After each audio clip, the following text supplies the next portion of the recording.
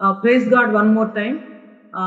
Storms గురించి మాట్లాడబోతా ఉన్నాను. మొట్టమొదట నేనే ఒక పెద్ద తుఫానుని సృష్టించానో, మరి తుఫాన్‌లో గుండా వెళ్ళానో తెలీదు గానీ, దేవుడు జీవిత తుఫానుల్లో మనతో ఉన్నందుకు ఆయన్ని స్తుతిస్తా ఉన్నాను. ఆహ్, కరోనా బ్యాటిల్ చాలా ఇంటెన్స్ అవుతూ ఉండగా, హృదయంలో ఎక్కడి నుంచి వచ్చింది? ఎందుకొచ్చింది? ఎప్పుడు ఎప్పుడు పోతది? ఎలా పోతది? What? Why? Who? Where? How? ఇవన్నీ గూడా ప్రశ్నలు అందరిని బాధిస్తా ఉన్నాయి. ఆహ్, క్లూస్ ఏమైనా దొరుకుతాయా అని జెప్పేసి are trying and are looking for. కానీ కనుచూపు మేరలో ఏమీ కనిపించటం లేదు. అది చాలా ఆశ్చర్యం అనిపిస్తుంది. మార్చి నెలలో నిసార్ అనే ఒక మంచి కళాకారుడు కరోనా అవేర్‌నెస్ గురించి చాలా అద్భుతమైనటువంటి పాట రాశారు. చక్కగా పాడి మంచి అవేర్‌నెస్ తీసుకొచ్చారు. కానీ అన్‌ఫార్చునేట్‌గా ఆయన ఆక్సిజన్ అందక తర్వాత హాస్పిటల్‌లో మరి అడ్మిషన్ దొరికినా గూడా వెంటిలేటర్ పెట్టేది లేక ఆయన చనిపోయాడు. హైదరాబాద్ సిటీ అంతా గూడా ఆయన డెత్ గురించి చాలా బాధపడ్డారన్నమాట. లాస్ట్ వీక్‌లో మరి కొంతమంది దేవుని సేవకులు చనిపోయారు. పాస్టర్స్ చనిపోయారు. ప్రేయర్ వారియర్స్ చనిపోయారు. డాక్టర్స్ చనిపోయారు. మరి సెలబ్రిటీస్ దీంతో ఎఫెక్ట్ అయ్యారు. సిలువ ముందు అందరూ సమానమే అన్నట్లుగా కరోనా వైరస్ ముందు అందరూ సమానంగానే కబళించటం గానీ, ఎఫెక్ట్ చేయటం గానీ జరుగుతా ఉంది. సో, ఈ పరిస్థితి అంతా చూస్తా ఉన్నప్పుడు నేను వాక్యంలో నుంచి ఈ సిట్యుయేషన్‌ని మనం ఎదుర్కొనటానికి గానీ, అర్థం చేసుకోవటానికి గానీ, దీని మీద మనం రెస్పాండ్ అవ్వటానికి గానీ ఏమైనా ఉన్నాయా అని జెప్పేసి నేను ఆలోచిస్తూ చదువుతూ ఉన్నప్పుడు, మార్కు సువార్త 4 అధ్యాయం 35-41 వచనాల్లో ఉన్నటువంటి ఒక భాగం నన్ను చాలా ఆదరించింది. నేనింతకు ముందు ఎన్నడూ చూడని విధంగా దీనిని నూతనమైనటువంటి వెలుగులో చూడటమే గాకుండా, నా యొక్క వ్యక్తిగత కుటుంబ జీవితానికి మనమున్నటువంటి పరిస్థితులకు అన్వయించుకోవటం కోసం దేవుడు సహాయం చేశారు. సో, అదే మీ ముందుకు తీసుకురావాలని ఆశపడతా ఉన్నాను. టైము కొంత మరి మిస్ అయినప్పటికీ గూడా ఉన్నటువంటి టైంలోనే మొత్తాన్ని నేను ప్రెజెంట్ చేయగలనని చెప్పేసి అనుకుంటా ఉన్నాను. మన అంశము బలమైన తుఫానుల్లో స్థిరమైన విశ్వాసము. Staying strong in storms. దయచేసి మార్కు సువార్త 4 అధ్యాయము 35-41 వచనాలు చదువుదాము. సిస్టర్ రెగ్యులర్‌గా చదవటంలో హెల్ప్ చేస్తారు గదా! చదువుతారని జెప్పేసి అనుకుంటా ఉన్నాను. ఓకే. మార్కు సువార్త 4 అధ్యాయము 35-41 వచనాల వరకు. చదువుతారా సిస్టర్? చదువుతున్నానండి. వినిపిస్తుందండి? వినిపిస్తుంది. ఓకే. Thank you. మార్కు సువార్త 4 అధ్యాయము 35-41.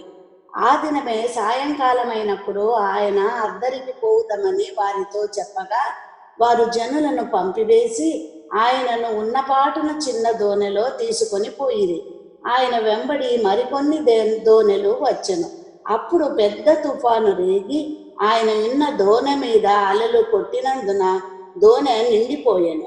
ఆయన దోణె అమరమున తలగడ మీద తలవాల్చుకొని నిద్రించుచుండెను. వారు ఆయనను లేపి, బోధకుడా, మేము నశించిపోవచ్చున్నాము, నీకు చింత లేదా అని ఆయనతో అనిరి. అందుకు ఆయన లేచి గాలిని గద్దించి నిశ్శబ్దమై ఊరకుండుమని సముద్రముతో చెప్పగా గాలి అణిగి మిక్కిలి నిమ్మళమాయెను. అప్పుడు ఆయన, మీరెందుకు భయపడుచున్నారు? మీరు ఇంకనూ నమ్మిక లేక ఉన్నారా అని వారితో చెప్పెను. వారు మిక్కిలి భయపడి, ఈయన ఎవరో, గాలియు సముద్రమును ఈయనకు లోబడుచున్నవని ఒకనితో ఒకడు చెప్పుకున్నది. దేవుడి వాక్యం. మా దేవా, మీకెన్నో వందనాలు. ఈ యొక్క లేఖన భాగాన్ని బట్టి వందనాలు. మా హృదయాలను సిద్ధపరిచి టెక్నికల్ గాను మరి అదర్వైజ్ ఉన్నటువంటి ప్రతి విధమైనటువంటి డిస్టర్బెన్స్ ను మా ప్రభు మీరు తొలగించి మా హృదయాలను నిమ్మళపరిచి నీ వాక్య సత్యాలు మా హృదయంలోనికి సూటిగా నాటుకొని పోవటానికి, మా హృదయాంతరంగాల్లో అవి గూడు కట్టుకోవటానికి, మా యొక్క జీవితంలో నీ చిత్తానుసారమైనటువంటి మార్పును తీసుకొని రావడానికి సహాయం చేయమని, ఈ సమయాన్ని ఒక నూతనమైన విధానంలో, ప్రత్యేకమైన విధానంలో మీరు దీవించి ఆశీర్వదించి మాకు అనుగ్రహించమని యేసు నామములో ప్రార్థిస్తున్నాను. బలమైన తుఫానుల్లో స్థిరమైన విశ్వాసం. తుఫానులు జీవితంలో మరి క్రొత్తేమీ కాదు. మనందరం కూడా రకరకాలైనటువంటి తుఫానులు జీవితంలో ఆల్రెడీ అనుభవించాము. ఇప్పుడు మనం పాడినటువంటి పాటలో కూడా నీ స్వరము వినిపించు ప్రభువా, భయభీతులు, తుఫానులు ఇలాంటివన్నీ చెలరేగినప్పుడు ఎలా నీ స్వరం వినాలో మాకు సహాయం చేయి ప్రభువా అని చెప్పేసి మనం ప్రార్థన చేసుకొని మన హృదయాలను సిద్ధపరచుకొని దేవుని సన్నిధిలోనికి వచ్చాం. దేవుని వాక్యంలో తుఫానులను చూసినప్పుడు నాకు 3 రకాలైనటువంటి తుఫానులు కనిపించింది. ఒకటేంటంటే స్టార్మ్స్ ఆఫ్ కరెక్షన్, అంటే మనల్ని కరెక్ట్ చేయడానికి దేవుడు తీసుకొచ్చే తుఫానులు. ఉదాహరణకు యోనా జీవితంలో గనక చూస్తే, దేవుడు యోనాను నీనెవెకు వెళ్ళమంటే ఆయన పారిపోయి తర్షీషుకు వెళ్తా వచ్చాడు. అప్పుడు దేవుడు పెద్ద తుఫాను మరి సముద్రం మీద తీసుకొస్తే, యోనాను ఎత్తి సముద్రంలో పడవేసిన తర్వాత తుఫాను ఆగిపోయింది. ఆ తర్వాత యోనా జీవితంలో దేవుడు చేయవలసినటువంటి కార్యాన్ని చేశాడు. రెండోది స్టార్మ్స్ ఆఫ్ ప్రొటెక్షన్, అంటే కాపాడే తుఫాన్లు. తుఫాన్లు వస్తాయి కానీ దేవుని యొక్క కాపుదల, దేవుని యొక్క భద్రత, దేవుడు కాపాడటం ఉంటది. సువార్తల్లో మనం వాటిని చూస్తామన్నమాట.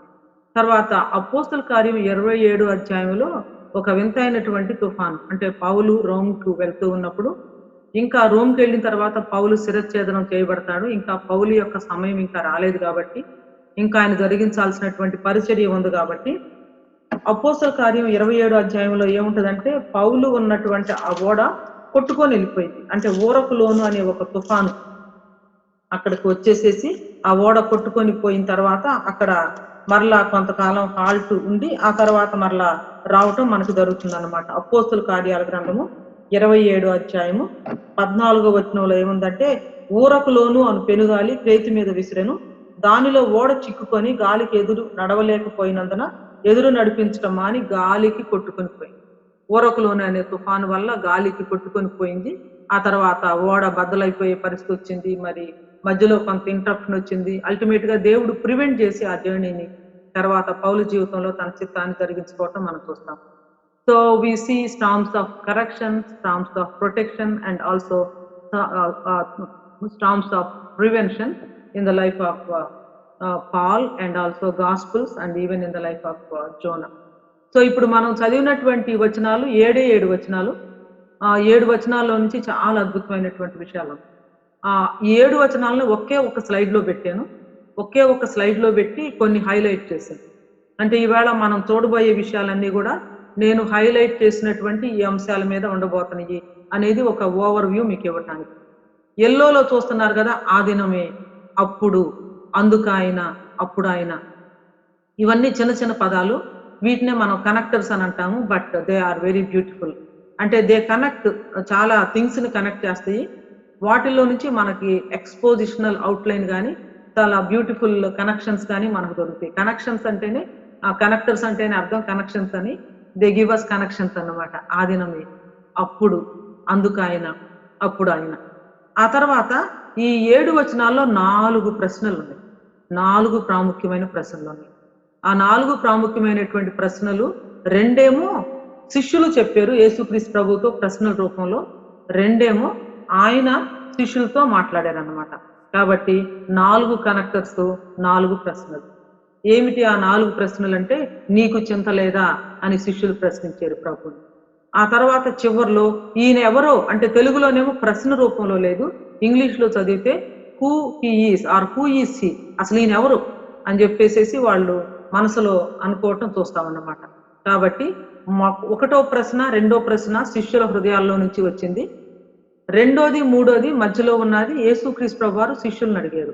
ఏమన్నారంటే, మీరెందుకు భయపడుతున్నారు, మీరింకనూ నమ్మిక లేక ఉన్నారా? ఇప్పుడు మనం మార్కు సువార్త చదివేము. ఇదే భాగం మత్తయి 8లోను లూకా 8లో కూడా ఉంది. అక్కడ ఏముంది అంటే, అల్ప విశ్వాసులారా, అల్ప విశ్వాసులారా అంటే విశ్వాసం కొద్దిగా ఉన్నటువంటి వాళ్ళారా అని మాట్లాడినట్టుంటది. సో యేసుక్రీస్తు ప్రభువారు అడిగినటువంటి 2 పెనట్రేటింగ్ క్వశ్చన్స్ ఏంటంటే, మీరెందుకు భయపడుతున్నారు, మీరింకనూ నమ్మిక లేక ఉన్నారా? అంటే ఫెయిత్, ఫియర్ ఇంటర్ప్లే మనం చూస్తాము.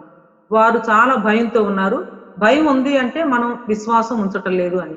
విశ్వాసం కనుక రియల్ గా ఉంచితే అది భయాన్ని వెళ్ళగొడతాం. సో కాబట్టి ఈ యొక్క చదివినటువంటి ఇన్సిడెంట్, ఈ పెరికోప్, ఈ భాగంలో నుంచి, ఈ సంఘటనలో నుంచి 4 ప్రశ్నల రూపంలో దేవుడు ఈ దినం మనతో ఏం మాట్లాడబోతా ఉన్నాడో మనం చూడబోతున్నాం.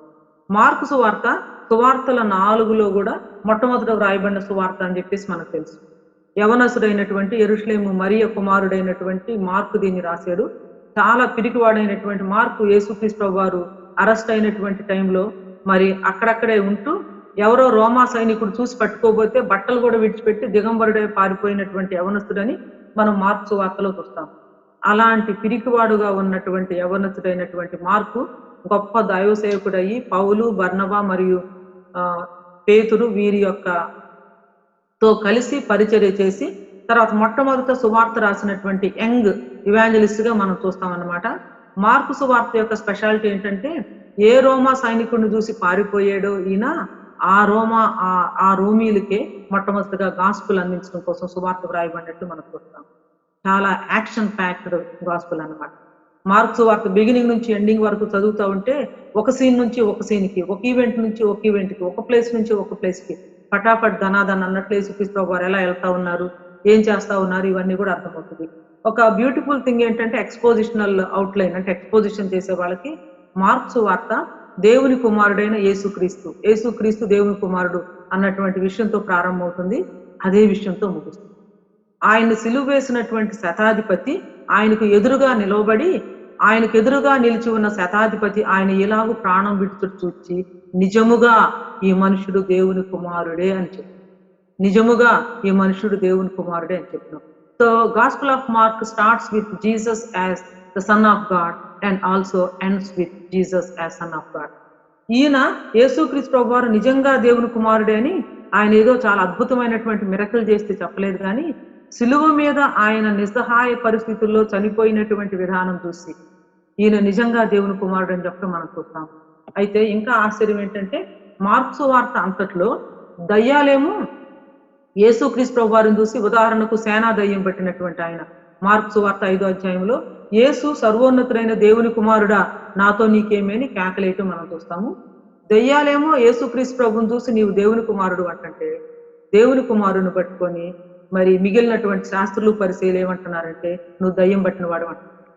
చూడండి 3:22లో యెరూషలేము నుండి వచ్చిన శాస్త్రులు ఇతడు బయల్జెబూబు పట్టిన వాడై దయ్యముల అధిపతి చేత దయ్యములు వెళ్ళగొట్టుతున్నాడని చెప్పి.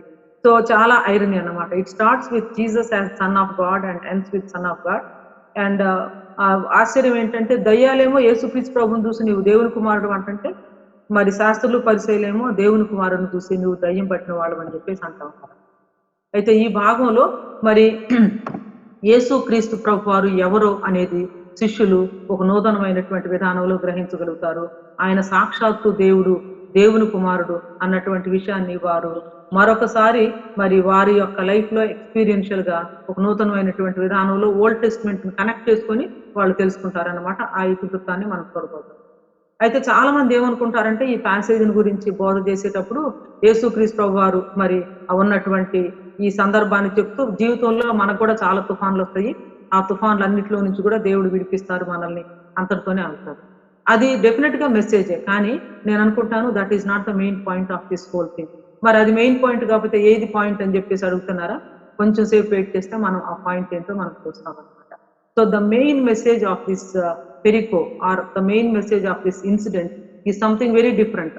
అసలు ఈ ఇన్సిడెంట్ వాళ్ళ జీవితంలో అలౌ చేయటం ద్వారా, ఈ పరిస్థితులు గుండా శిష్యుల్ని దేవుడు తీసుకుని వెళ్ళటం ద్వారా ఏమి ఆయన కమ్యూనికేట్ చేశారు, ఏమి చేయాలనుకున్నారు, ఎందుకు తీసుకుని వెళ్ళారు, ఎలా బోధించారు, ఏం జరిగింది, ఇవన్నీ కూడా ఆ దోనిలోనికి కాసేపు గలిలయ సముద్రం దగ్గరకు వెళ్ళి మనం కూడా ఆ దోనిలో ఉండి అక్కడ ఏం జరుగుతుందో చూసి అక్కడ శిష్యులు యేసుక్రీస్తు ప్రభు వారి మధ్య జరిగినటువంటి సంభాషణ, ఆయన యేసుక్రీస్తు ప్రభు వారు ఏ విధంగా ప్రతిస్పందించారు, వీటన్నిటిని మనం అర్థం చేసుకొని అసలు వాట్ ఈస్ ద పాయింట్ అనేది మనం అందరం కూడా మన మట్టుకు మనం అంటే అర్థం చేసుకోవడానికి ట్రై చేద్దాము.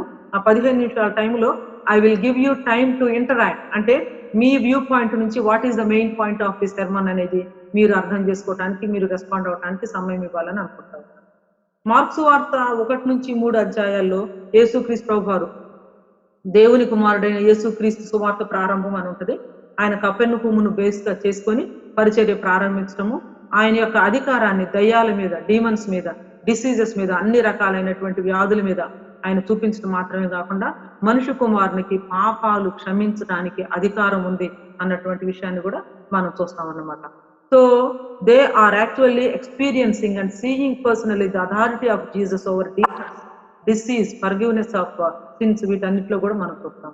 అయితే ఇప్పుడు ఒక ప్రత్యేకమైనటువంటి విధానంలో ఈ గలిలయ సముద్రంలో ఆయనతో పాటు కలిసి మరి ఈ దోణిలో వెళ్తూ ఉన్నప్పుడు జరిగినటువంటి సంఘర్షణ ఏంటో మనం చూడబోతున్నాం. దోణె, సముద్రము, తుఫాను, యేసుక్రీస్తు ప్రభువారు, నావ, ఇవన్నీ కూడా మరి చాలా మందికి ఇష్టమైనటువంటి సబ్జెక్ట్స్. దీని మీద చాలా పాటలు కూడా ఉన్నాయి. ఫస్ట్ సెంచరీలో ఆర్ట్ అంతా కూడా చాలా ఎక్కువ ఎలా ఉండేదంటే ఒక సముద్రము, దోణె. అంటే ఈ ఈ కాన్సెప్ట్ చాలా మంది ఆర్టిస్టుల్ని, చాలా మంది పెయింటర్స్‌ని ఇన్‌స్పైర్ చేసిందనమాట. ఎందుకంటే చర్చ్‌కి చాలా భయంకరమైనటువంటి పర్సిక్యూషన్ వచ్చినప్పుడు, ఈ యొక్క భయంకరమైనటువంటి కెరటాల మధ్యలో మరి జీవితాలు తల్లడిల్లుతూ ఉన్నప్పుడు, ఈ యొక్క ఆర్ట్ లేకపోతే ఈ ఈ ఎపిసోడ్, ఈ pericope how God is present in the storms of life. దేవుడు ఏ విధంగా సార్వభౌముడుగా ఉన్నారు అన్నటువంటి విషయము పెయింటింగ్స్ ద్వారా చాలా సార్లు గుర్తు చేయడం జరిగింది. మనకు కూడా తెలుగులో మరి పీటర్ సింగ్ గారు రాసినటువంటి అద్భుతమైన పాట ఉంది. జీవిత యాత్రలో నాదు గురి నీవెగా, నీవు నడిచావు కెరటాలపై మమ్ము నడిపించుమో యేసు. అదేవిధంగా మరి మాసులమ్మణి గారు కూడా నడిపించు నా నావా నడి సందరమున దేవా. ఇక మనకి హైలెస్తా హైలెస్తా అనేటట్లుగా పాటలు అయితే ఇక ఎన్నో ఉన్నాయి. ఇంగ్లీష్ లో ఇంకా చాలా ఎక్కువ ఉన్నాయి అన్నమాట. సో మీరు థింక్ చేయండి. ఈ థీమ్ అనేది చాలా మంది సింగర్స్ ని, ఆర్టిస్టుల్ని, ప్రీచర్స్ ని, టీచర్స్ ని, థియాలజియన్స్ ని అందరినీ కూడా ఇన్స్పైర్ చేసింది to talk about it, to preach about it, to theologize about it, and also to go deep and also understand what actually this is all about. So ఆ దినమే మొట్టమొదటి వచ్చిన మనం చూద్దాము. ఆ దినమే సాయంకాలం అయినప్పుడు ఆయన అద్దరికి పోదుమని వారితో చెప్పగా, వారు జనులను పంపివేసి ఆయన ఉన్న పాటున చిన్న దోణిలో తీసుకుని పోయి ఆయన వెంబడి మరికొన్ని దోణులు వచ్చిన. ఆ దినం ఏ దినం అంటే యేసుక్రీస్తు వారి జీవితంలో చాలా బిజీ దినం. ఆయన ఉపమానాల రూపంలో ఒకదాని తర్వాత ఒకటి చాలా అద్భుతంగా అనేక విషయాలు బోధించారు. శిష్యులు వచ్చి ఈ ఉపమానాల భావం ఏంటంటే, ఆ ఉపమానాల భావం కూడా ఆయన వివరించడం మనం చూస్తాము. In the business of the life, in the business of all his teaching, preaching and explaining and clarifying all these things, Yesu ప్రభు వారు ఏమన్నారంటే సడన్ గా మనం అద్దరికి వెళ్దాం. అద్దరికి ఎందుకు వెళ్దాం అన్నారంటే అక్కడ ఒక ఆయన ఉన్నాడు. ఎవరంటే ఆయన సేన అనే దయ్యం పట్టిన ఆయన ఒక్కడి కోసమే యేసుక్రీస్తు ప్రభు వారు ఆ రోజున ప్రయాణం చేసి అక్కడికి వెళ్ళినట్లు ఉంటది. అతన్ని స్వస్థపరిచిన తర్వాత ఇక వాళ్ళు అక్కడ ఉండనివ్వలేదు. దయచేసి మా ప్రదేశం విడిచిపెట్టి వెళ్ళమంటే మళ్ళా తిరుగుటపాలు వచ్చినట్లు వెంటనే యేసుక్రీస్తు ప్రభు వారు తిరిగి రావాల్సి వస్తుంది. కాబట్టి అద్దరిన గెరాసేనీయుల దేశంలో సేన అనే దయ్యం పెట్టినటువంటి ఒక వ్యక్తిని కలవటానికి, అతన్ని స్వస్థపరచడం కోసం దేవుడు అద్దరికి వెళ్దామని చెప్పేసి శిష్యులతో చెప్తే ఉన్న పాటున మరి జనులను పంపివేసేసి ఆయన్ను ఒక చిన్న దోణిలో తీసుకొని పోయిరు అని. సో మొట్టమొదటిగా ఈ దోణం చూస్తున్నాము, అదొక చిన్న దోణి. 3వ అధ్యాయము 9వ వచనంలో కూడా చూస్తే ఏముంటదంటే, జనులు గుంపు కూడగా చూచి వారు తనకు ఇరుకు కలిగింపకుండానట్లు చిన్న దోణి ఒకటి తనకు సిద్ధపరిచి ఉంచవలనని ఆయన తన శిష్యులతో చెప్తే వారు ఏం చేశారంటే ఆయనకు ఒక చిన్న దోణిని సిద్ధపరిచారు. ఆ చిన్న దోణి అనేది మనం చాలా సార్లు గాస్పుల్స్ లో చూస్తాము. Just a small phishing boat. ఏదో ఒక పెద్ద మహాసముద్రం మీద వెళ్ళే ఒక షిప్ కాదు, కానీ గల్లే సముద్రంలో చేపలు పట్టడానికి వాడే ఒక చిన్న దోణి. అది పేతురు, యాకోబు, యోహాన్లు ముగ్గురు కూడా జాలర్లే. తర్వాత యాకోబు, యోహాన్లు బ్రదర్స్, జబదేయి కుమారులకు అయితే ఫిషింగ్ బిజినెస్ కూడా ఉంది కాబట్టి maybe it was one of their boats, ఒక చిన్న దోణి. సో ఇక్కడ మనం చూస్తున్నటువంటి దోణి, ఈ తుఫానుల్లో, ఈ పెను తుఫానులో ఉన్నటువంటి దోణి చిన్న దోణి. అయితే దీని యొక్క స్పెషాలిటీ ఏమిటంటే, ఆ చిన్న దోణిలో ఆయన ఉన్నాడు. అది ఆయన ఉన్న దోణి. ఆయన్ను ఉన్న పాటున చిన్న దోణిలో తీసుకుని పోయిరి అని చెప్పేసి మనం చూస్తాం. సో ఆ చిన్న దోణిలో యేసుక్రీస్తు ప్రభు వారు ఉన్నారు కాబట్టి అది ఆయన ఉన్న దోణి కాబట్టి ఆ యొక్క దోణిలో ఆయన్ను ఉన్న పాటున తీసుకుని వెళ్ళిపోయారు అని ఉంటుంది. అయితే ఇక్కడ చూడండి 37వ వచనంలో ఇది crux of the whole passage. అప్పుడు నేను చెప్పాను కదండి 4 మాటలు కనెక్టర్స్. అప్పుడు ఆ దినం చూసాము. అప్పుడు ఏం జరిగిందంటే పెద్ద తుఫాను రేగి ఆయన ఉన్న దోణి మీద అలలు కొట్టినందున. చూడండి, చిన్న దోణి కానీ పెద్ద తుఫాను. చిన్న దోణి మీదకి ఎంత పెద్ద తుఫాను వచ్చిందంటే అలలు రేగి అలలు కొట్టి నీళ్లు మరి దోణిలోనికి వస్తా ఉన్నాయి. శిష్యులంతా కూడా చాలా బీభత్సమైనటువంటి పరిస్థితుల్లో నానా విధాలుగా ఉన్నారనమాట. చిన్న దోణి మీద పెద్ద తుఫాను చెలరేగింది. గల్లే సముద్రంలో ఈ తుఫాన్లు పెద్ద అంటే క్రొత్తేమీ కాదు. అంటే సీ లెవెల్ కంటే కూడా డౌన్ లో ఉంది కాబట్టి మీరు ఇజ్రాయెల్ డెఫినెట్ గా చాలా మంది చూసుంటారు. సీ ఆఫ్ గ్యాలీలో మీరు రైడ్ కూడా వెళ్ళి ఉంటారు. నేను కూడా వెళ్ళాను. సో సీ ఆఫ్ గ్యాలీ తిప్పేసుకున్న 22 మైళ్ళు పొడవను, 11 మైళ్ళు వెడల్పు ఉంటది అనమాట. చుట్టూ పర్వతాలు ఉంటాయి కాబట్టి సీ లెవెల్ కంటే డౌన్ లో ఉంటది కాబట్టి విండ్స్ అక్కడికి వచ్చినప్పుడు ఇట్ ఈస్ అంటే చాలా తొందరగా, చాలా క్విక్ గా దాని మీద తుఫానులు రావటం మామూలే అని చెప్పేసి చెప్తారనమాట. అయితే ఇక్కడ చెలరేగినటువంటి పెద్ద తుఫాను మాత్రం it's a very different kind of Storm. అంటే వేరొక రకమైనటువంటి తుఫాను అని చెప్పేసి మనం అనుకోవచ్చు అనమాట. దీనికి కారణం ఏంటి? ఎక్కడి నుంచి వచ్చింది? ఎందుకు వచ్చింది? ఎవరు పంపిస్తే వచ్చింది? దేవుడు ఎందుకు ఎలౌ చేశారు? దీని ద్వారా దేవుని యొక్క సంకల్పం ఏంటి? మనం ఈ ప్యాసేజ్ చదివేలోపు మనం అర్థం చేసుకుంటాం. అయితే ఈ చిన్న దోణి మీద పెద్ద తుఫాను చెలరేగిందని చెప్పేసి అనుకుంటున్నాం కదా! ఆ ఓడలో ఉన్న ఆ బోట్‌లో ఉన్నటువంటి వాళ్ళు మామూలోళ్ళు కాదు. చాలా హేమహేమీలు. అంటే చాలా సీజన్డ్ ఫిషర్‌మెన్ అన్నమాట. చాలా బాగా ఆహ్, ఫిషింగ్ చేయటమే కాకుండా అసలు ఈ గల్లే సముద్రం యొక్క ఆటుపోట్లన్నీ గూడా బాగా తెలిసినటువంటి వాళ్ళు, సమర్థవంతంగా ఎలాంటి దాన్నైనా ఎదుర్కొనగలిగినటువంటి వాళ్ళన్నమాట. అసలు వాళ్ళ వల్ల గూడా ఏం కాలేదు. వాళ్ళకసలేమి క్లూ గూడా దొరకలేదు. ఈ రోజున ఈ కరోనా తుఫాను, కరోనా సైక్లోన్ అంటారా? లేదా కరోనా సునామీ అంటారా? కరోనా వ్యాధి అంటారా? వాటెవర్ ఇట్ ఈస్ ఏమి క్లూ దొరకట్లేదు. మెడికల్ ఎక్స్‌పర్ట్స్‌కి దొరకట్లేదు. డాక్టర్‌లకి దొరకట్లేదు. అసలు WHO చేస్తున్నటువంటి స్టేట్‌మెంట్స్ చూస్తుంటే నాకు నవ్వొస్తుంది. బాధ కూడా కలుగుతా ఉంది. నిన్న ఏమన్నారు? అసలు లాక్‌డౌన్‌లో అవసరం లేదు. మాస్క్‌లు అవసరం లేదు. ఏమి అవసరం లేదు. దీనివల్ల వచ్చేదేమి ఉపయోగం లేదు అని చెప్పేసి అంటున్నారు. ముందేమో లాక్‌డౌన్ అంటారు. తర్వాతేమో వద్దంటారు. ఆ తర్వాత కంటేజియస్ అంటారు. ఇంకోటి కాదంటారు. ఒకసారేమో తుంపర్ల ద్వారా అంటారు. ఇంకోసారేమో గాలి ద్వారా అంటారు. I do not know. అంటే ఇది చాలా క్రిటికల్ గాను, చాలా ఫన్నీ గాను, చాలా చేంజింగ్ గాను సిట్యుయేషను రోజు రోజు గూడా ఎవరిని అంటే ఒక రకమైనటువంటి కన్‌ఫ్యూజింగ్‌గా, ఒక రకమైనటువంటి కలవరాన్ని, కన్‌ఫ్యూజన్‌ను కలిగించేటట్లుగా పరిస్థితుంది. మొత్తం మీద మెడికల్ ఫీల్డ్‌కి మాత్రం ఏమి అంతుబట్టడం లేదు. ఇదిగో వచ్చేస్తుంది వాక్సిన్ అంటున్నారు గానీ ఐ డోంట్ నో. ఎందుకంటే it is not even DNA just RNA. Nucleus గూడా గాదు. న్యూక్లియోలస్. సో, ఈ న్యూక్లియోలస్‌కి మరి ఆహ్, వైరస్‌కి మనము వాక్సిన్ తీసుకోవటము. ఇంకొక డిస్టర్బింగ్ న్యూస్ ఏంటంటే ఒకసారి కరోనా ఎఫెక్ట్ అయిన తర్వాత మళ్ళీ రెండోసారి గూడా వస్తుందని చెప్పేసి మళ్ళా ఇంకొక న్యూస్ అన్నమాట. సో, ఎనీవే కరోనా కలవరం అనేది, కరోనా తుఫాన్ అనేది ప్రపంచం మొత్తాన్ని గూడా కబళిస్తుంది, కదిలిస్తుంది, కలవరంలో ముంచుతుంది. క్లూ గూడా మనకేమి దొరకట్లేదు. చిన్న తుఫాను అంటే చిన్న ఓడ మీద పెద్ద తుఫాను రేగితే ఎలా ఉందో ఇప్పుడు పరిస్థితి అట్లా ఉంది.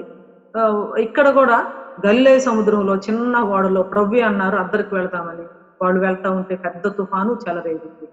పెద్ద తుఫాను చెలరేగి అలలతో కొట్టబడతా ఉంది. పెద్ద తుఫాను అంటే ఇంచుమించు 10 ఫీట్ వరకు గూడా అలలు లేస్తాయి అని జెప్పేసి చెప్తారనమాట.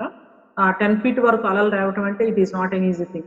అంత ఫీట్‌లో అలలు లేచి ఎగిసి పడతా ఉంటే, ఆ నీళ్లు మరి ఆ యొక్క బోట్‌లోనికి చిన్న దోణిలోనికి వస్తా ఉంటే, వాళ్ళు తీసి పోవటానికి ట్రై చేస్తా ఉన్నారు గానీ, బయట నుంచి థ్రెట్ ఉంది. లోపల నుంచి థ్రెట్ ఉంది. అంటే బయట నుంచేమో అలలొచ్చి పడతా ఉన్నాయి ఈ యొక్క ఓడని. లోపల నుంచేమో కింద నుంచి నీళ్లొచ్చేసేసి అది నిండిపోతుంది. అంటే they were beaten both from outside and inside. బయట నుంచేమో అలలు భయంకరమైనటువంటి హోరు శబ్దాలు చేస్తూ, మరి బయట నుంచి అలలొచ్చి ఈ దోణిని కొడతా ఉన్నాయి. కింద మరి ఆ అలల ఇదికి నీళ్లొచ్చేసేసి దోణి అడుగు నుంచి గూడా నీళ్లొస్తా ఉన్నాయి. చాలా సార్లు నీళ్లు ఎత్తిపోయటానికి, తీయటానికి చాలా చాలా ట్రై చేసుంటారు గానీ, అక్కడ చూడండి అప్పుడు పెద్ద తుఫాను రేగి ఆయన ఉన్న దోణి మీద అలలు కొట్టినందున దోణి నిండిపోయింది. చాలా ఆశ్చర్యం అనిపిస్తా ఉంది గదా! అసలు ఇన్ని నిండిపోయినటువంటి నీళ్ళల్లో నానా బీభత్సంగా ఉన్నటువంటి దోణిలో మరి శిష్యులున్నారు. బయట నుంచి అలలు, శబ్దము, గాలి, కింద నుంచి నీళ్లు ఇవన్నీ జరుగుతా ఉంది. బయట నుంచి అలలు కొడతా ఉన్నాయి. లోపటి నుంచి నీళ్లొస్తా ఉన్నాయి. మనందరి హృదయాల్లో గూడా బయట నుంచి వచ్చే వార్తలు, చుట్టూ ఉన్నటువంటి పరిస్థితులు ఇవన్నీ హృదయాంతరంగంలో నుంచి ఏ విధమైనటువంటి భయాన్ని, దుఃఖాన్ని, కలవరాన్ని కలిగిస్తా ఉన్నాయో మనకర్థం కావట్లేదు. ఈ మధ్యలో కొంతమంది ఫోను చేస్తే, "అక్క కరోనా వచ్చి మా ఇంటి తలుపు కూడా కొడుతుందేమో అనిపిస్తుంది. అంత భయంగా ఉంది. ఇంట్లో నుంచి మేము బయటకి రావాలన్నా గూడా ఇదవుతా ఉన్నామని" చెప్పేసి. ఈ వీక్‌లో ఇండియాలో కొత్త ట్రెండ్ ఏంటంటే, దయచేసి బయటికెళ్ళొద్దు. ఇక పీక్‌కొచ్చేసింది. ఇక చాలా చాలా పీక్‌కి వెళ్ళిపోతా ఉంది. ఇక బయటికి గనక మీరు వెళ్లారంటే కరోనా తప్ప మీకు దొరికేదేం లేదు. కాబట్టి ఉన్న వాటితో మీరు ఇదైపోయి ఇంట్లోనే ఉండండి. బయటికెళ్ళొద్దని చెప్పి చెప్తున్నాం. We do not know. These 2 weeks has been very tough and very rough. It has been a very tough journey for us people here in India. మీరు ఆల్రెడీ ఈ స్టేజ్ గుండా పాస్ అయ్యి వెళ్లారు. ఐ థింక్ మేము ఇప్పుడు దీని గుండా వెళ్తున్నాం కాబట్టి ఇట్ ఈస్ రియల్లీ ఓవర్‌వెల్మింగ్. వీటి వలన, వీటి ప్రభావం వలన ఓడ పరిస్థితి ఎలా ఉందంటే మునిగిపోవటానికి సిద్ధంగా ఉంది. మునిగిపోవటానికి సిద్ధంగా ఉన్నటువంటి దోణి. అలలతో కొట్టబడిన దోణి. అంత మాత్రమే కాదు నీళ్లతో నిండిపోయినటువంటి దోణి. ఇక ఏ క్షణంలోనైనా మునిగిపోవటానికి రెడీగా ఉన్నట్లుంది. సిస్టమ్స్‌ని మనం చూస్తా ఉంటే ఒక్కొక్కటి ఇదవుతా ఉన్నాయి. జాబ్ మార్కెట్ ఇదవుతా ఉంది. ఆ తర్వాత మరి రియల్ ఎస్టేట్ ఇదవుతా ఉంది. సెన్సెక్స్ ఇదవుతా ఉంది. మరి ఎడ్యుకేషనల్ ఇన్‌స్టిట్యూషన్స్ క్లోజ్ అయినాయి కాబట్టి మరి స్కూల్స్‌కి పెద్ద ఛాలెంజింగ్‌గా ఉంది. మరి థియలాజికల్ ఇన్స్టిట్యూషన్స్ నడుపుతున్నటువంటి మేము కూడా we are also facing some real tough time. అంటే అసలు ఫ్యూచర్ నేచర్ ఆఫ్ ఎడ్యుకేషన్ ఎలా ఉండబోతా ఉంది. ఈ 4 months నుంచి కూడా అన్ని క్లోజ్ చేసి పెట్టిన తర్వాత how are we going to survive? And these are all the things. ఎందుకంటే ఆ టూరిజము, ఆ తర్వాత హాస్పిటాలిటీ, ఆ తర్వాత ఇక వాట్ నాట్ దానికి రిలేటెడ్ గా ఉన్నటువంటివి కొన్ని పెద్ద companies already work from home పెట్టడం వల్ల సిటీస్ లో అన్ని ఇళ్ళు ఖాళీలు అయిపోతా ఉన్నాయి. అక్కడ చూసినా కూడా టూలెట్ బోర్డ్స్. అంటే how economy, job market and other related areas అంటే ఒక్కటొక్కటి ఎలా ఇదవుతా ఉంది, ఇవన్నీ కూడా మనం చూస్తున్నాం. ఫేస్బుక్ లో మాకు తెలిసినటువంటి ఒక బ్రదర్ చెప్తా ఉన్నాడు, వాళ్ళ ఫ్రెండ్ ఒక సమాధి పెట్టే పోస్ట్ చేసి దానిలో ఈయన ఫోటో పెట్టి దాన్ని క్లోజ్ చేస్తూ నేను ఇక సూసైడ్ చేసుకోబోతా ఉన్నాను, ఇక నాకేమీ హోప్ లేదు అని చెప్పేసి ఆయన పెట్టాడట. ఆయన హీ వాజ్ జస్ట్ షేరింగ్. అప్పుడు ఇమీడియట్ గా కాల్ చేసి నువ్వేం అట్లా వరి అవ్వద్దు, God is there and God will really kind of take care of you అని చెప్పేసి నేను మాట్లాడి అతనికి ధైర్యం చెప్పడం జరిగింది అని చెప్పేసి చెప్తా ఉన్నాడు అన్నమాట. సో అలా మునిగిపోవటానికి సిద్ధంగా ఉంది. ఒక ప్రశ్న మనం ఆలోచిద్దాము. యేసుక్రీస్తు ప్రభువారు ఈ దోణిలో ఉన్నారు. అది చిన్నదోనే, ఆయన ఉన్నదోనే, అలలతో కొట్టబడుతున్నదోనే, నీళ్లతో నిండి ఉన్నటువంటిదోనే, మునిగిపోవటానికి కూడా సిద్ధంగా ఉన్నది. ఆ దోణితో పాటు ఇంకా కొన్ని చిన్న దోణులు కూడా వచ్చినాయి అని చెప్పేసి అక్కడ ఉంది కదా. మరి ఆ దోణిలో యేసుక్రీస్తు ప్రభువారు లేదు, అంటే విసినిటీలో ఉన్నారు. మరి వాళ్ళ పరిస్థితి ఏంటి? యేసుక్రీస్తు ప్రభువారు ఉన్నటువంటి దోణిలో ఉన్నటువంటి వాళ్ళకే ఇంత భయంకరంగా పరిస్థితి ఉంటే మరి మిగిలినటువంటి వాళ్ళ పరిస్థితి ఏంటి? నేను అనుకున్నాను, యేసుక్రీస్తుని మన హృదయంలో కలిగి ఉండి విశ్వాసులు అని చెప్పుకున్నటువంటి మనమే ఈ పరిస్థితుల్లో ఇంత కలవరంతో బాధతో ఉంటే అసలు యేసుక్రీస్తు ప్రభు లేని వారి విషయం ఏంటి, వారి జీవితం విషయం ఏంటి? వారి గురించి మనం ఈ సమయంలో కొంత ఆలోచించాలి, ప్రార్థన చేయాలి. వాళ్ళ గురించి మోర్ సింపాథటిక్ గా మరి ఉండి మనం కొంచెం కాల్స్ చేయటము, ఎంకరేజ్ చేయటము, వాళ్ళని కొన్ని మంచి మాటలు చెప్పటము, ధైర్యపరచడము. అంటే మన బోటు మన నావా మనదోనే ఈ ఈ ఈ బాధ ఈ ఏమనాలంటే దీనిలోనే కాకుండా we should be open, we should be willing to minister to other people who are even going through some tough times అని చెప్పేసి నాకు అనిపిస్తా ఉంది. అయితే యేసుక్రీస్తు ప్రభువారు ఈ టైంలో ఏం చేస్తా ఉన్నారు? చాలా ఆశ్చర్యం అనిపిస్తా ఉంది. యేసుక్రీస్తు ప్రభువారు ఏం చేస్తున్నారంటే అమరంలో ఉన్నారు, అంటే ఓడ అడుగు భాగంలో ఉన్నారు. ఓడ అడుగు భాగంలో ఆయన నుండి ఏం చేస్తున్నారంటే నిద్రపోతాం. అమరములో ఆయన నిద్రిస్తూ ఉన్నటువంటితోనే ఇది చాలా వింతగా అనిపిస్తుంది. అరే ఇంత భయంకరమైనటువంటి శబ్దాలు, అరుపులు, కేకలు, వీళ్ళ నానా బీభత్సం ఇదంతా ఉంటే ఆయన నిద్రిస్తా ఉన్నారు. ఇప్పుడు ఒక ప్రశ్న, అసలు దేవుడు నిద్రపోతాడు? ఇశ్రాయేలును కాపాడువాడు కునుకడు నిద్రపోడు అని చెప్పేసి మనం దేవుని వాక్యంలో చూస్తాము. దైవ మానవుడుగా ఉన్నటువంటి యేసుక్రీస్తు ప్రభువారు దైవ మానవుడుగా ఒక ప్రదేశానికి లిమిట్ అయినటువంటి ఆయన ఇన్ హిస్ హ్యుమానిటీ ఆయన బాగా అలసిపోయి నిద్రపోతా ఉన్నారు. కానీ ఆయన యొక్క దైవత్వంలో దేవుడుగా ఆయన ఎప్పుడు కూడా నిద్రపోయే దేవుడు కాదు. అసలు that is not the quality of God కదా. ఎందుకంటే ఇశ్రాయేలును కాపాడు కునుకడు నిద్రపోడు అని చెప్పేసి దేవుని వాక్యంలో మనం చూస్తాం అన్నమాట. ఈ కరోనా ప్రారంభమయ్యి షట్ డౌన్ అయిపోయినటువంటి టైంలో ఓసారి చిన్న మెసేజ్ ఏంటంటే, ఈ ఇంద్రకీలాద్రి మీద ఉన్నటువంటి మన దుర్గాదేవికి, ఏడుకొండల మీద ఉన్నటువంటి వెంకటేశ్వర స్వామికి మధ్య జరిగినటువంటి సంభాషణలో వారు ఇరువురు మాట్లాడుకుంటూ ఏమంటారంటే, ఈ యొక్క కరోనా లాక్డౌన్ వల్ల మనకు కొంత మరి మంచి రెస్ట్ దొరికింది, కాబట్టి ఇది వెకేషన్ గా తీసుకొని మనం ఫ్యామిలీస్ తో మంచి సమయం గడిపితే బాగుంటుంది అని చెప్పేసి మాట్లాడుకుంటా ఉన్నారు. నాకు అది విన్న తర్వాత just even though it was a kind of joke, but still the God we believe in, the God in whom we trust in, he is a God who will never sleep not slumber.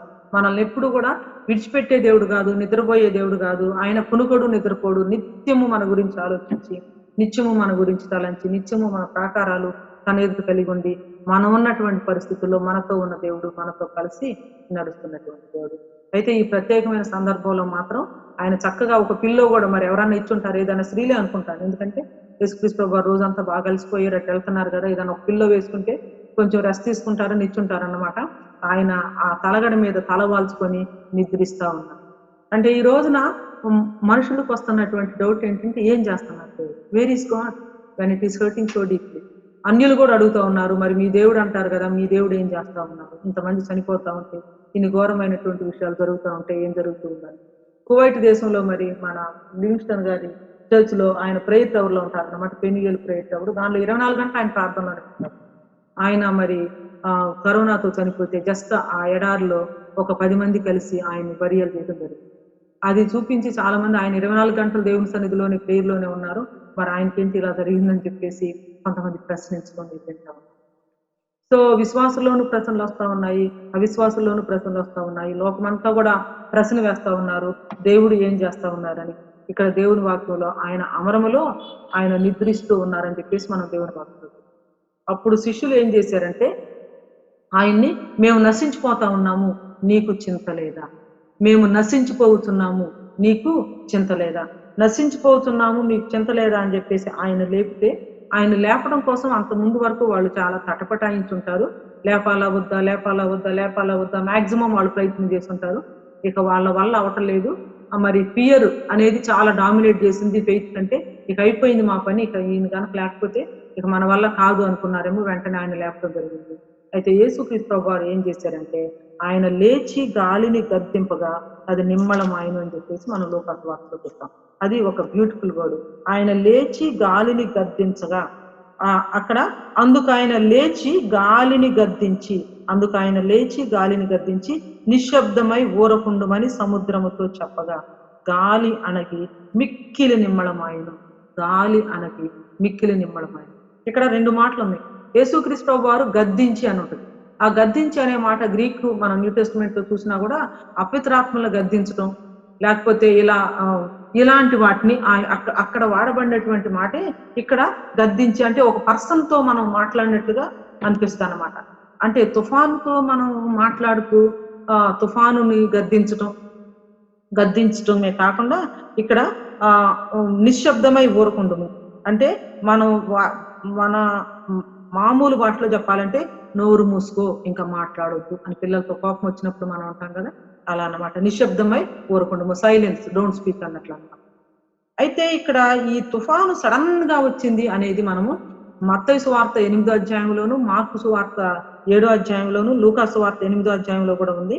అక్కడ ఒక particular Matthew passage లో కనుక చూస్తే అక్కడ ఎలా ఉంటుందంటే అది తుఫాను లాగా అనిపిస్తుంది అనమాట.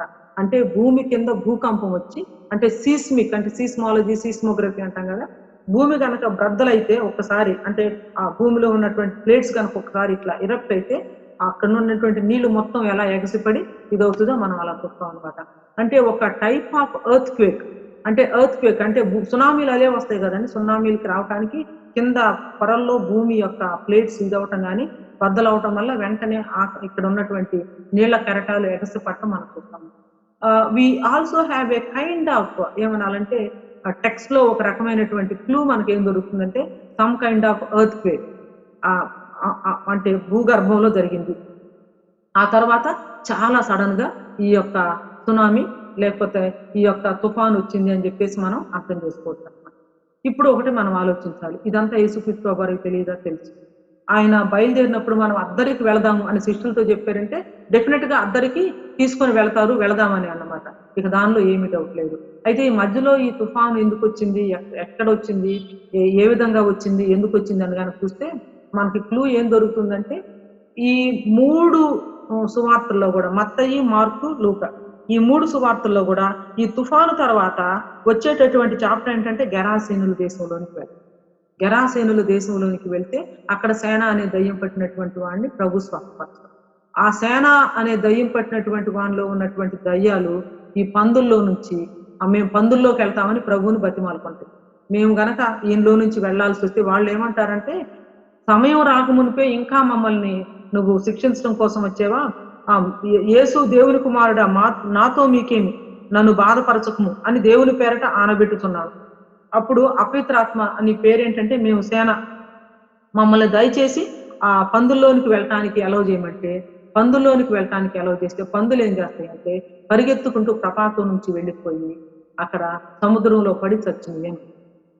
అంటే చూసారా అక్కడ సర్కిల్ కనెక్షన్. సో ఇది ఎక్కడి నుంచి వచ్చిందంటే సముద్ర గర్భంలో నుంచి వచ్చింది. And it is the power of the evil one.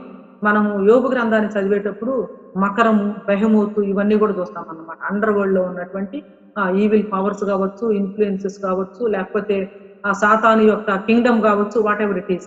Sudden గా సాతాను ఈ యొక్క ఓడ మీదకి, ఈ యొక్క చిన్న దోణి మీదకి తుఫాను తీసుకుని వచ్చింది. But God allowed it with a purpose. ఎందుకంటే ఆయన యొక్క అథారిటీ పైన ఆకాశం ముందు, కింద భూమి మీద, భూమి క్రింద మరి పాతాళం ఇంకెక్కడున్నప్పటికీ కూడా he is the lord of all and he is the king of all, he has authority over everything అన్నటువంటి విషయాన్ని చూపించడం కోసం యేసుక్రీస్తు వారు అలౌ చేసినట్టుగా మనకు. నాకు ఈ కరోనాను గురించి కూడా చాలా రకాలైనటువంటి వాయిసెస్ వినిపిస్తున్నాయి.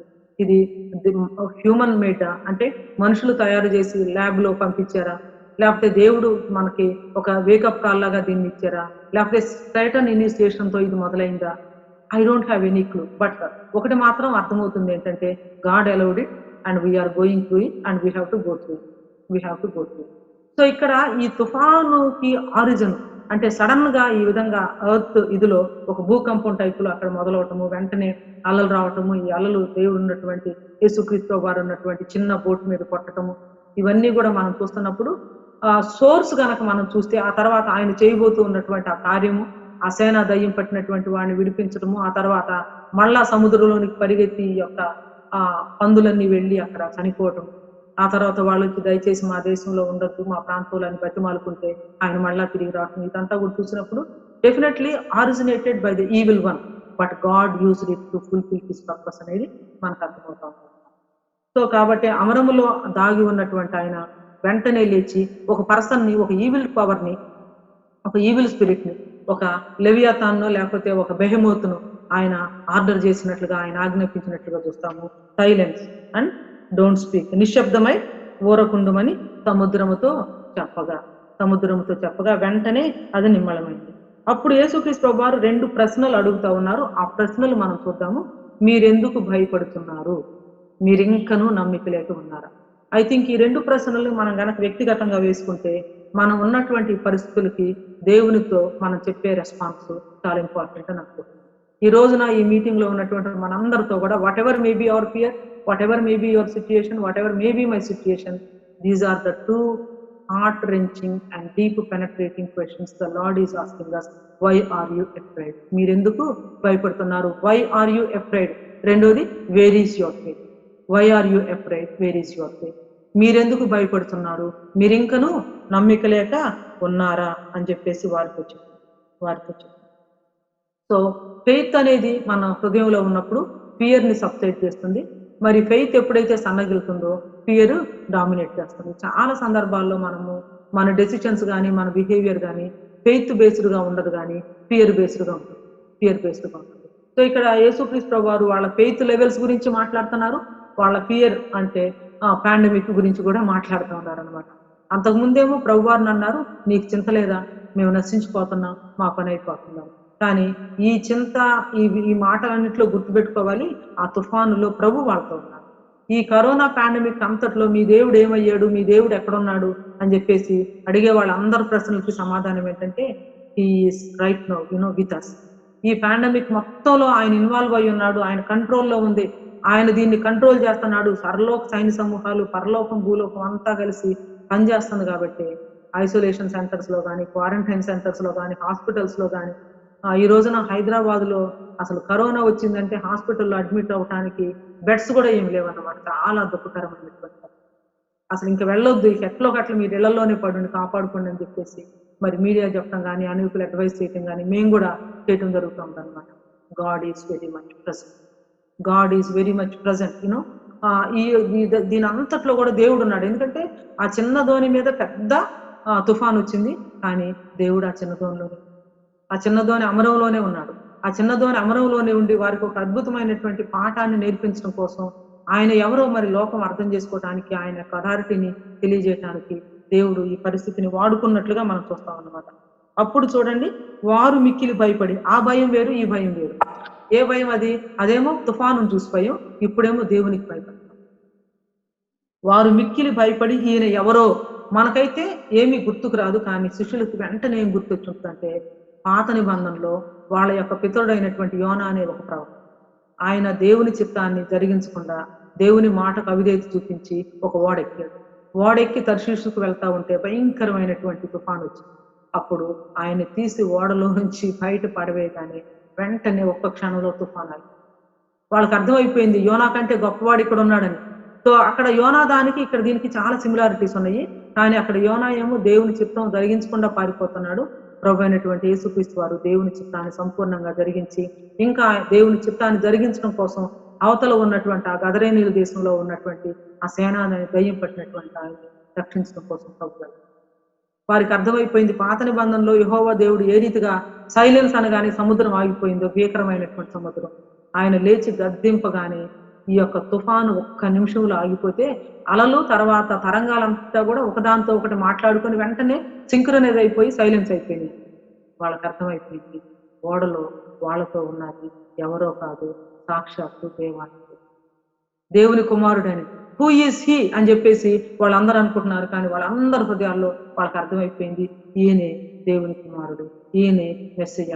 సమస్తం మీద అధికారం కలిగినటువంటి, వ్యాధి మీద, బాధ మీద, కుష్టు మీద, అపవిత్రాత్మల మీద, అన్నిటి మీద అధికారం కలిగినటువంటి ఆయన ఇంకొకసారి మరి భూమి మీదే కాదు, భూమి క్రిందే కాదు, నీళ్ల మీదే కాదు, ప్రకృతి మీదే కాదు, అన్నిటి మీద ఆయనకు అధికారం ఉంది అన్నటువంటి విషయాన్ని చాలా స్పష్టంగా ఇచ్చేసాడు. అప్పుడు వారికి అర్థమైంది ఆయన ఎవరు అని చెప్పేసి.